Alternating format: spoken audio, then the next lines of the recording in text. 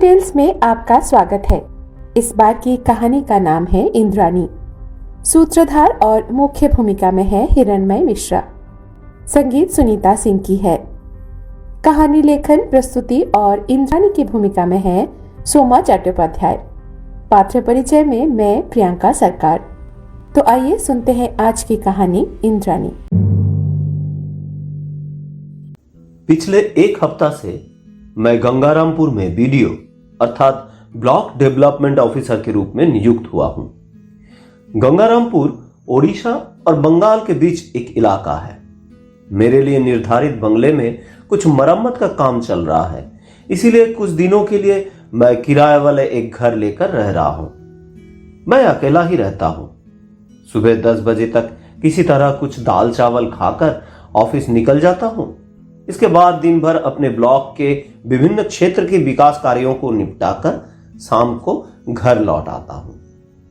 शाम की रूटीन भी वही है, यानी वही खाना पकाना, खाना खाना, बस इत्यादि। फिर भी लगभग हर दिन शाम में दुकान बाजार करने के लिए बाहर निकलना ही पड़ता है। आज भी कुछ छोटी मोटी खरीदारी के लिए बाहर गया था। लौटते वक्त एक महिला की एक्सक्यूज मी आवाज सुनकर रुकना पड़ा। वो मुझसे थोड़ी दूर थी। पास आकर बोली, ये आप दुकान में छोड़ आए थे? हाथ में लेकर देखा तो वो मेरी ऑफिस का आई कार्ड था। मैंने कार्ड वापस लेकर उन्हें बहुत धन्यवाद दिया। उन्होंने हल्का सा मुस्कुराते हुए कहा, ये कोई बड़ी बात नहीं, मैं इस तरह पा रही थी इसलिए आपको दे दिया, नहीं तो बाद में आप खुद ही ले लेते। मैंने उनकी बात से सहमति जताई। हाँ, ये सही है। आई कार्ड तो कोई सोना चांदी या पैसा जैसा कीमती चीज नहीं है, इसलिए वो खो नहीं जाता। लेकिन हाँ, मेरे लिए ये बहुत ही महत्वपूर्ण है। बाय द वे, मैं इंद्रजीत शर्मा हूँ। आप? इंद्राणी। लगता है आपका घर आ गया है। हाँ, लेकिन आपको कैसे पता चला? लेटर बॉक्स पर आपका नाम लिखा हुआ है। आप अंदर चाहिए, मैं चलती हूँ। मेरे लिए कई ऑफिशियल लेटर आते रहते हैं, इसलिए मैं अपना नाम लिखा हुआ एक लेटर बॉक्स हर जगह साथ लेकर जाता हूं और घर के सामने टांग देता हूं। इंद्राणी अपना बातें बोलकर रिप्लाई का कोई इंतजार नहीं करते हुए चली गई। गली थोड़ी आगे जाकर बाएं मुड़ गई, तो इसीलिए वो भी मेरी नजर के बाहर चली गई। ये एक बहुत ही मामूली इंसिडेंट है, लेकिन मुझ पर इसका बहुत गहरा असर पड़ा। इसका वजह यह है कि 35 साल की उम्र तक भी मेरा अकेलापन दूर करने के लिए कोई साथी अब तक नहीं मिला है। इसका मतलब यह नहीं कि मैं अच्छा नहीं हूं, बल्कि अच्छा खासा नौकरी करता हूं, दिखने में भी कई लोगों से बेहतर भी हूं। दरअसल कॉलेज के दौरान मेरा पिताजी गुजर गए थे। उसके बाद मां मेरे ऊपर इतनी डिपेंडेंट हो गई थी कि मेरे लिए एक सुकन्या ढूंढने के बजाय मुझसे 7 साल छोटी बहन के लिए एक दामाद खोजने पर ज्यादा ध्यान दे दिए थे। मेरे मन में कभी कोई इनामिना डिका जगह नहीं बना पाई, ऐसा भी नहीं, लेकिन उनसे अपनी दिल की बात कहने से पहले ही वे किसी और के साथ 7 फेरे लगा लेती। अब मैं, मेरी बहन और जीजा तीनों मिलकर बहुत कोशिश कर रहे हैं, लेकिन किसी भी लड़की का पता नहीं चल पा रहा है। मेरे दोस्तों का शादी तो छोड़ो, उनके बच्चे भी अभी स्कूल जा रहे हैं और मैं बस किसी भी तरह एक पत्नी की इंतजार में दिन गिन रहा हूं। ऐसी स्थिति में अगर कोई अजनबी अचानक आसमान से उतरकर मुझसे बात करने लगे तो मेरी हालत कैसी होगी, यह समझना सभी के लिए आसान है। रोज के सारे मामूली कामों को मैं आज दुगनी उत्साह से करने लगा। नहाते समय जब मैंने मग से सिर पर पानी डाला तो लगा जैसे किसी 5 स्टार होटल के चमचमाते शावर के नीचे खड़ा हूं। सब्जी काटना, खाना बनाना जैसे बोरिंग रसोई का काम करते वक्त मुझे लगा जैसे टीवी के कुकिंग शो में खाना बना रहा हूं। लकड़ी की टेबल पर किताबों के ढेर के पास बैठकर खाना खाते वक्त लगा जैसे मार्बल टेबल पर इंद्राणी के साथ आमने सामने बैठकर कैंडल लाइट डिनर कर रहा हूं। यहां तक कि रात को सपने में मॉरिशस में हनीमून भी मना लिया। अगला दिन घड़ी देखते देखते ही बीत गया। शाम 7 बजे से ही सड़क पर टहलना शुरू कर दिया। पिछला दिन 8 बजे उनसे मिला था। कहां से आ रही थी, कहां जा रही थी, कुछ भी पता नहीं। इसलिए कोई एक जगह पर खड़ा होकर इंतजार करना भी मुश्किल था। जिस दुकान पर मैंने अपना आई कार्ड छोड़ा था उसके सामने भी थोड़ा सा घूम लिया, लेकिन कुछ फायदा नहीं हुआ। रात 10 बजे निराश होकर घर लौट आया। नहाने का, खाना बनाने का मन ही नहीं किया। 2-4 फ्रूट्स खाकर सो गया। इसी तरह और 2 दिन बीत गया। 7 बजे से 10 बजे तक सड़क पर घूमता रहता हूं, फिर घर लौटकर उदास होकर सो जाता हूं। कॉलेज की प्यार कम से कम कच्ची अवस्था से पकने तक टिकी रही, फिर झड़ गई, लेकिन ये तो बिल्कुल कली की अवस्था में ही झड़ गई। लगातार कई दिन तक उसका दर्शन नहीं होने पर मैंने खुद को समझाया कि कोई अनजान लड़की के लिए मैं क्यों अपनी खुशी कुर्बान कर रहा हूं। हो सकता है वो लड़की शादीशुदा हो। शाम के अंधेरे में देखा था, ठीक से देख भी नहीं पाया। सिर्फ इंद्रनील नाम के साथ इंद्रानी नाम का समानता पर इतना खुश होने का कोई मतलब ही नहीं है। इंद्रानी नाम भी बहुत पुराना है। मेरी एक दादी का नाम भी इंद्रानी था। कुछ और देर तक खुद को अंगूर खट्टे हैं की कहानी समझाते हुए नींद में डूब गया। कुछ दिन बाद शाम को स्टेशन रोड पर कुछ खरीदारी करने गया था। मुझे देखते ही महावीर पांडा दौड़ता हुआ अपनी दुकान से बाहर आया। एक नल लगाने को लेकर उसका जयदेव मिश्रा के साथ जोरदार झगड़ा हो गया था, जिससे काम बंद हो गया था। महावीर मुझे समझाने लगा कि उसका मिठाई की दुकान के पास ही नल की कितनी जरूरत है। उधर जयदेव भी न जाने कहां से खबर पाकर वहां आकर पहुंचा। उसका कहना था कि नल का आदर्श स्थान उसकी मछली की दुकान के पास ही होना चाहिए। मैं दोनों को समझाने की कोशिश कर रहा था कि ये झगड़ा से किसी का कोई फायदा होने वाला नहीं है, परंतु काम ही बंद कर देना पड़ेगा, लेकिन वे मानने के लिए तैयार ही नहीं थे। तभी मैंने उसे देखा। वो हमारे पास से गुजर रही थी। हल्की गुलाबी रंग की साड़ी पहनी थी, कंधे में एक बैग और नजरें झुकी झुकी थी। लेकिन महावीर और जयदेव में से कोई भी हार मानने के लिए तैयार ही नहीं था। वे अपने सारे लोगों के साथ मेरे पीछे आने लगा। मुझे अपने मन में चिंता होने लगी, इस बंदर सेना के साथ लेकर इंद्राणी देवी के पास मैं कैसे जाऊं। आखिरकार दोनों की दुकानें के पास नल लगाने का वादा करके मैं उनसे छुटकारा पा सका। लेकिन तब तक मेरे आधारिका काफी आगे बढ़ चुकी थी। मैं थोड़ा दौड़ते हुए उनके साथ चलने लगा और कहा, हाय। वो मेरे तरफ हल्का सा मुस्कुराते हुए बोली, ओह हाय। आप इस ट्रेन से वापस आ रही है? जी। कहीं गई थी क्या? हाँ, स्कूल। ओह, आप स्कूल में पढ़ती है, मतलब पढ़ाती है? हाँ। कौन सा स्कूल? पद्मजा मेमोरियल, 2-3 स्टेशन आगे। ओह अच्छा अच्छा अच्छा। वो कोई नाइट स्कूल है क्या? नहीं तो, ऐसे ही नॉर्मल एक सरकारी स्कूल। नहीं, मतलब अभी तो 7:30 बज गए ना। इस समय स्कूल से? एक्चुअली स्कूल के बाद कुछ ट्यूशन लेती हूँ, इसलिए लौटने में देर हो जाती है। ओह अच्छा। नहीं नहीं, रात कैसी, अभी तो बस 7:30 ही बजे हैं। जानते हैं, मैं भी एक सरकारी कर्मचारी हूँ। हाँ मालूम है, आप तो एक वीडियो ऑफिसर। आपको कैसे पता? आपके आई कार्ड पर लिखा था। ओह अच्छा अच्छा, आपने वो देखा था ना? जी। मन ही मन मैंने सोचा, इसे कहते हैं ब्यूटी विथ ब्रेन। ये सिर्फ खूबसूरत ही नहीं बल्कि समझदार भी है। कहना जरूरी है कि आज इनके साथ चलते चलते मैंने इन्हें अच्छी तरह देख लिया था। काफी सुंदर तो है ही, उम्र भी शायद ज्यादा कम नहीं होगी, मतलब मेरे साथ ठीक से फिट हो जाएगी। मांग में सिंदूर नहीं है तो मान सकते हैं कि शादीशुदा नहीं है। कुल मिलाकर एकदम परफेक्ट मैच। मैंने कहा, मैं तो आपके बारे में कुछ ही नहीं जानता, मतलब आपका नाम बताया था इंद्राणी, लेकिन सरनेम, मतलब इंद्राणी के बाद क्या? मोहाराना, इंद्रानी मोहाराना। मोहाराना? अच्छा। मन ही मन बोला, जल्द ही तुम्हें अपना महारानी बना लूंगा। मुंह से कहा, वाह, बहुत सुंदर सरनेम। थैंक्स। आपका घर आ गया है।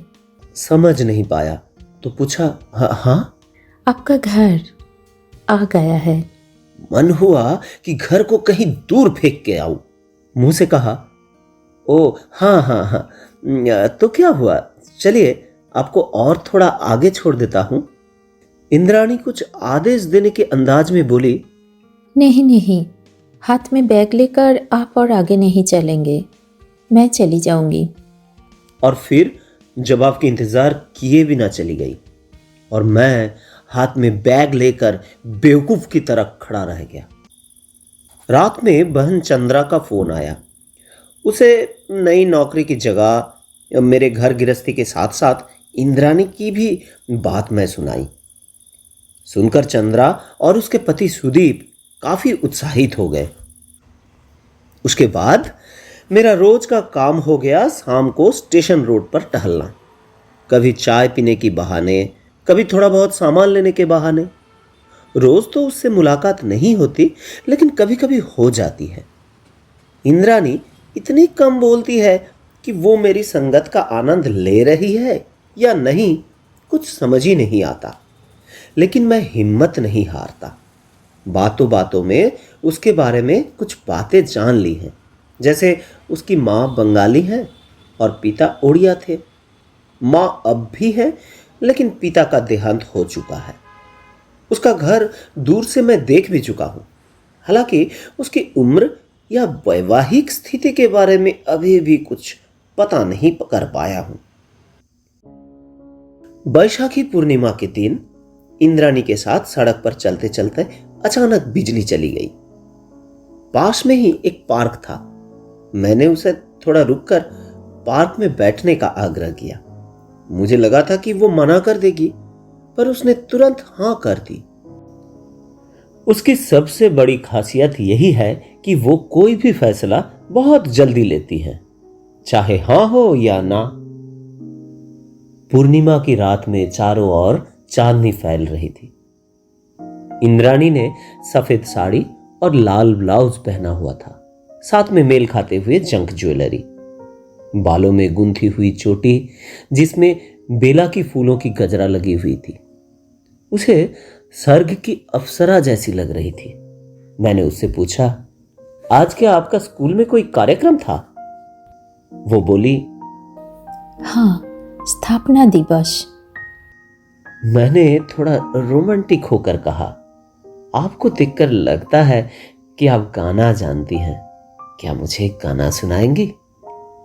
इंद्राणी कुछ देर मेरे तरफ देखती रही, जैसे कुछ सोच रही हो। फिर उसने अपनी मीठी मधुर आवाज में गाना गाया। ये रात ये चांदनी फिर कहाँ, सुन जा दिल की दास्तां। वो गाना उस माहौल के साथ इतना मेल खा रहा था और उसकी आवाज इतनी सुंदर थी कि मैंने उसी पल ये फैसला कर लिया कि आज ही उसे शादी के लिए प्रपोज कर दूंगा। मैंने थोड़ा ड्रामेटिक अंदाज से कहा, इंद्राणी, मुझे आपसे एक बात कहनी है। इंद्राणी ने मेरे बात सुने बिना ही कहा, ओहो, बहुत देर हो गई है, अब मुझे जाना होगा। मैंने कहा, हाँ जाइए, लेकिन मेरी बात तो सुन लीजिए। लेकिन तब तक वो उठकर जाने लगी। मजबूरी में मैंने अपनी बात वही दबा दी। रात को सोते वक्त मैंने तय किया कि अगर मैं इंद्राणी से कह नहीं पाया तो सीधे उनके घर जाकर उसकी मां से बात करूंगा। अगला दिन सुबह सुबह मेरी बहन पूरे परिवार के साथ आ गई। मुझे सरप्राइज जो देना था, इसीलिए पहले से कुछ नहीं बताया। मैंने खुशी खुशी रसोई का सारा काम बहन के जिम्मे में डाल दिया। सुदीप ज्यादातर वर्क फ्रॉम होम करता है, तो इसीलिए उसे छुट्टी लेने का कोई जरूरत नहीं थी। वे लोग 1 हफ्ता तक रुकने वाले थे। स्वाभाविक रूप से इंद्राणी का मुद्दा सामने आ ही गया। सब कुछ सुन के उन्होंने कहा कि मां को भी घर से बुला लिया जाए। अगले हफ्ते कोई शुभ दिन देखकर आशीर्वाद की रस्म पूरी कर ली जाएगी। बाद में धूमधाम से लोगों को बुलाकर शादी का पूरा समारोह किया जा सकता है और उसी दिन मेरे नए बंगले का गृह प्रवेश भी हो जाएगा। लेकिन सबसे पहले जरूरी था इंद्राणी की राय जानना। तय हुआ कि अगले दिन ऑफिस से थोड़ा जल्दी निकलकर मैं और चंद्रा इंद्राणी के स्कूल जाएंगे और उससे मिलेंगे। जैसा सोचा था वैसे ही किया। अगले दिन चंद्रा ने अपने 1.5 साल के बच्चे को उसका पिता के जिम्मे में छोड़ दिया और हम दोनों पद्मजा मेमोरियल स्कूल जा पहुंचे। स्कूल पहचानने में कोई दिक्कत नहीं हुई। मेरा ड्राइवर स्कूल को अच्छी तरह से जानता था। हम 2:10 पर स्कूल पहुंचे। दिल की धड़कनें भी सुनाई दे रही थी, इतनी उत्तेजना थी।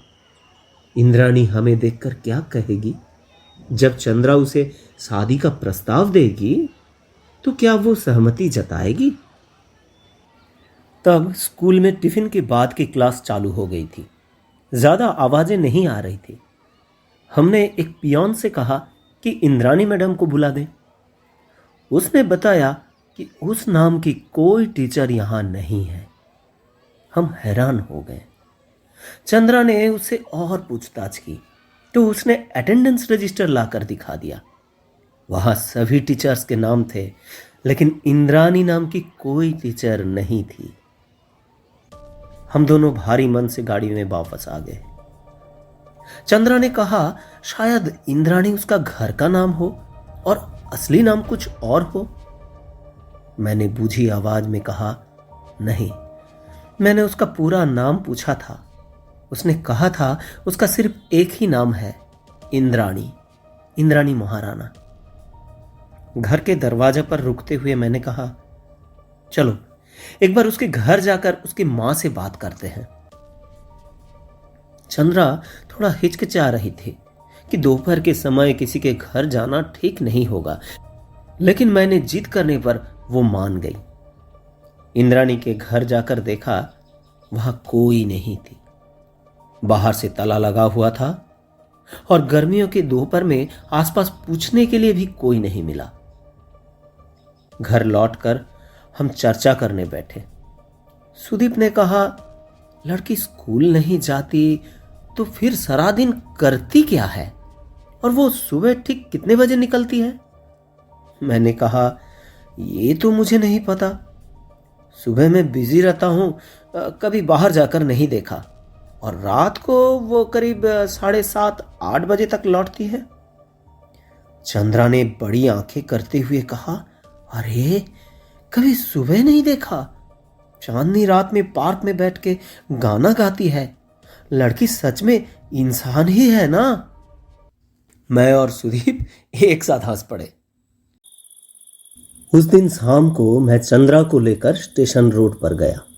मकसद था इंद्राणी से चंद्रा का मुलाकात करवाना, साथ ही उससे स्कूल के बारे में भी पूछ लूंगा।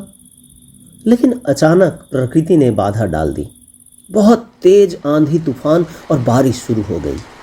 हम दौड़कर एक बंद दुकान के सामने वाला शेड की शरण लिया। स्टेशन पर अनाउंसमेंट सुनाई दिया कि फिलहाल कुछ समय के लिए ट्रेन बंद रहेगी और आंधी रुकने पर फिर से ट्रेन चलेगी। मतलब आज इंद्राणी से चंद्रा का मुलाकात संभव ही नहीं हो पाएगी। उसका बेटा घर पर है, इसलिए चंद्रा भी ज्यादा देर तक बाहर नहीं रह सकती। जब ये सब बातें चल रही थी, तभी बारिश में भीगी इंद्राणी हमारे पास आई। उसके पूरे शरीर से पानी टपक रहा था। मेरे मुंह से धीरे से निकला, इंद्राणी। चंद्रा ने डरी हुई सी मेरी शर्ट का बाजू पकड़ लिया।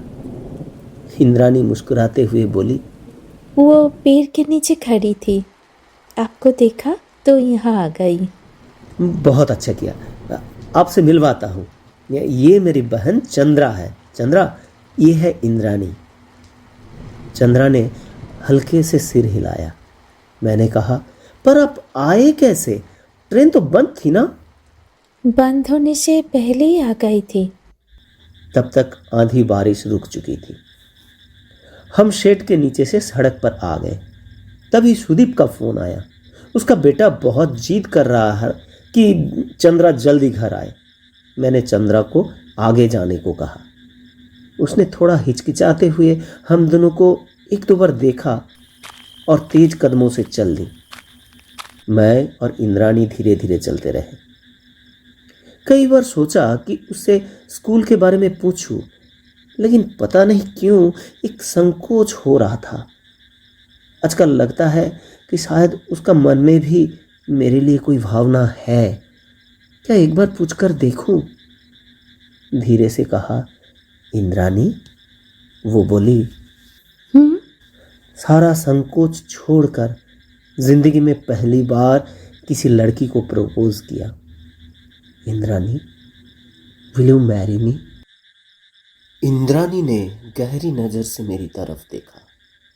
पहली बार उसने जवाब देने में थोड़ा सा वक्त लिया, फिर धीरे से कहा, हाँ।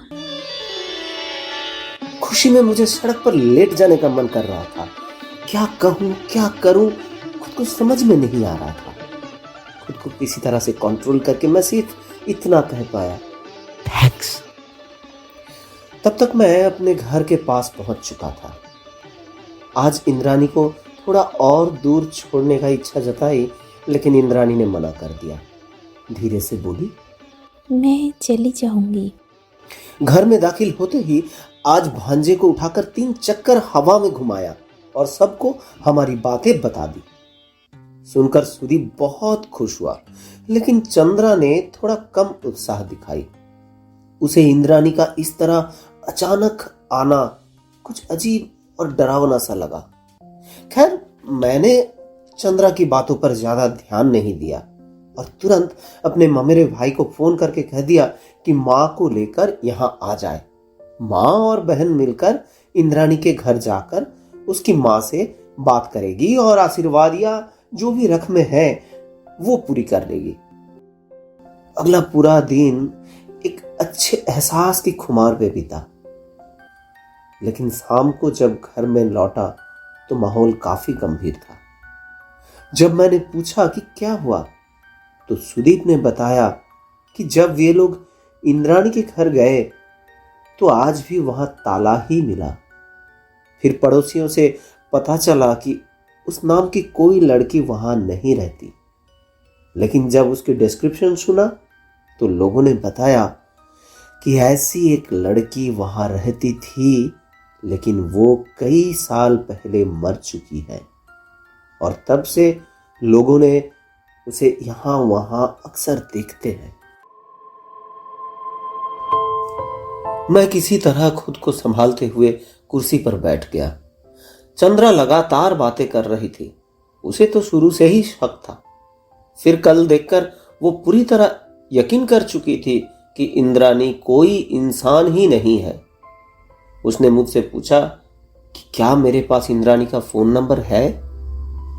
मैं कोई जवाब ही नहीं दे पाया। कई बार सोचा था उसका नंबर ले लूं, लेकिन कभी लिया नहीं। रात को कुछ खाना नहीं खा पाया। पूरी रात जागते हुए सोचता रहा कि मुझे क्या करना चाहिए। आखिरकार सुबह होने पर मैंने चंद्रा और बाकी सबको जगाया और कहा, इंद्रानी चाहे जो भी हो, मैं उससे ही शादी करूंगा। सुबह मां को लेकर मेरा भाई आलोक आ गया। मैंने उनसे थोड़ी बहुत बातें की और फिर ऑफिस चला गया। पूरे दिन सिर दर्द के बहाना बनाकर अपने चेम्बर में ही कैद रहा। शाम को अपने नए बंगले पर पहुंचा। पहले से ही तय था कि आज मां वहीं इंद्राणी से मिलेंगी और उसे आशीर्वाद देंगी। हाय, लेकिन वहां जाकर कोई नहीं दिखा। हालांकि चारों ओर सब कुछ बहुत ही साजी सवरी हालत में था। मैं इधर उधर घूमता हुआ बेडरूम में पहुंचा। वहां कुछ डिम लाइट जल रही थी और ये क्या? पलंग पर सजी धजी इंद्रानी बैठी थी। खिड़की पर जालीदार पर्दे हवा में उड़ रहा था। उसने मुझे देखा और हल्की सी मुस्काई। मैं उसके पास जाकर बैठा और उसका हाथ पकड़ा। मुझे लगा था कि ठंडा स्पर्श महसूस होगा, लेकिन ऐसा कुछ नहीं हुआ। मैंने भावुक होकर कहा, इंद्रानी, इंद्रानी, तुम जो भी हो, जैसे भी हो, मैं तुमसे ही प्यार करता हूं। वो समझ नहीं पाई कि क्या कहना चाहिए, तो बस हल्के से बोली, हाँ। मैंने उसका हाथ नहीं छोड़ा और कहा, उस दिन तुम्हें बताए बिना तुम्हारे स्कूल जाना शायद सही नहीं था। वो सरलता से बोली, तो क्या हुआ? लेकिन तुम लोग तो बॉयज सेक्शन में गए थे, मैं गर्ल सेक्शन की टीचर हूँ।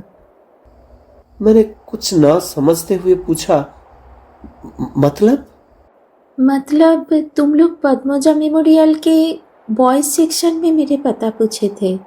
गर्ल्स का स्कूल उसके पीछे है, मैं वहाँ का टीचर हूँ। मैंने उलझन में पूछा, तुम्हें कैसे पता चला कि हम वहां पूछताछ करने गए थे? इंद्रानी बोली, तुम्हारी बहन यानी कि चंद्रा ने बताई। मैंने अविश्वास में कहा, चंद्रा को ये सब पता है? हाँ, उसे सब पता है। उसने ही मेरी माँ को भी यहाँ आने के लिए कहा था। कल माँ और दीदी आ जाएगी। लेकिन तुमने तो कहा था कि तुम्हारी माँ तुम्हारे साथ रहती है। हाँ, माँ मेरे साथ ही थी। कुछ दिन पहले दीदी के घर घूमने गई है। तो मतलब तुम असल में क्या हो? मैं क्या? तभी पूरा कमरा जोर जोर की हंसी से गूंज उठा। अलमारी के ऊपर से, हाथ के नीचे से और कई जगह से चंद्रा, सुदीप और आलोक निकलकर हंसते हंसते लोटपोट हो गए। सुदीप किसी तरह अपने हंसी रोकते हुए बोला, सारी गड़बड़ी का जड़ ये आलोक है। जब मैंने मजाक में चंद्रा को डर की बात बताई, तभी इसने ये सब प्लान किया। लेकिन हाँ, इससे यह भी साबित हो जाता है कि तुम्हारा प्यार कितना सच्चा है। हमारी शादी को 1 महीना हो चुका है। जब हम कभी कभी देर रात तक हॉरर फिल्में देखते हैं और जब इंद्रानी डर जाती है तो मेरे सीने में शरण लेती है, मैं उसे प्यार से पास खींचते हुए कहता हूँ, मेरे प्यारे भूतनी। कहानी इंद्रानी यही समाप्त होती है। अब बताइए, आज की कहानी आपको कैसी लगी? अगर आपको अच्छी लगी हो तो ज़रूर लाइक करें, शेयर करें और अगर आपने अभी तक हमारे चैनल को सब्सक्राइब ना किया हो तो ज़रूर सब्सक्राइब करें। आज के लिए विदा लेती हूँ। खुश रहिए। नमस्कार।